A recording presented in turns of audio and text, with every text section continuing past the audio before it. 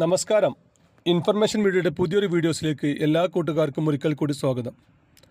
1600 pension വാങ്ങുന്ന ആളുകൾക്ക് വളരെ സന്തോഷകരമായ വാർത്തയുമായിട്ടാണ് ഇന്ന് ഇൻഫർമേഷൻ വീഡിയോസ് വന്നിട്ടുള്ളത്.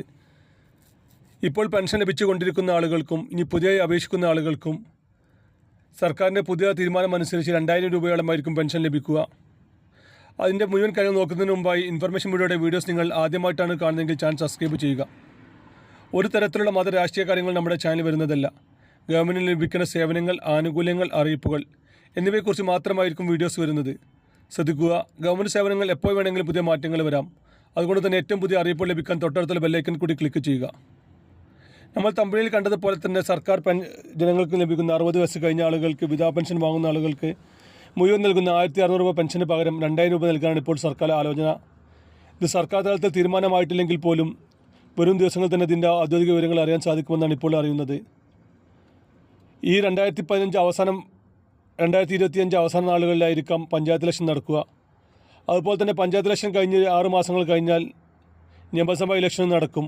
അതിനുമുമ്പായി തന്നെ മുഴുവൻ ആളുകൾക്കും പെൻഷൻ കുടിശ്ശിക കൊടുത്തു തീർത്ത് ഓരോ വ്യക്തികൾക്കും 2000 രൂപ പെൻഷൻ കൊടുക്കാനാണ് ഇപ്പോൾ സർക്കാർ തലത്തിൽ ആലോചന നടക്കുന്നത്.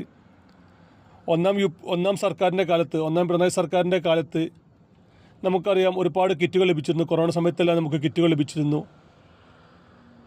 രണ്ടാം പിണറായി സർക്കാരിൻ്റെ വിജയത്തിന് കാരണം ആ ഒരു കിറ്റാണെന്നാണ് ഇപ്പോൾ സർക്കാർ തലത്തിൽ മനസ്സിലാക്കുന്നത്. അതുകൊണ്ട് തന്നെ കൂടുതൽ ജനങ്ങളിലേക്ക് ആനുകൂല്യം എത്തിക്കുവാനുള്ള ഉദ്ദേശത്തോടു കൂടി തന്നെയായിരിക്കാം സർക്കാർ ഇപ്പോൾ ഇങ്ങനെ തീരുമാനമെടുക്കുന്നത്. ഏതായാലും വരും ദിവസങ്ങളിൽ തന്നെ ഇതിൻ്റെ കൂടുതൽ വിവരങ്ങൾ അറിയാൻ സാധിക്കും. അതുകൊണ്ട് തന്നെ ഇപ്പോൾ പുതിയ പെൻഷൻ കൊടുക്കാനുള്ള സമയമാണ്. പുതിയ പെൻഷൻ എങ്ങനെയെല്ലാം കൊടുക്കാം, എന്തെല്ലാം രേഖകൾ കൊടുക്കാം എന്നതിനെ കുറിച്ച് നമ്മൾ കഴിഞ്ഞ വീഡിയോയിൽ പറഞ്ഞിരുന്നു. കാണാത്ത ആളുകൾ കഴിഞ്ഞ വീഡിയോ കാണുക.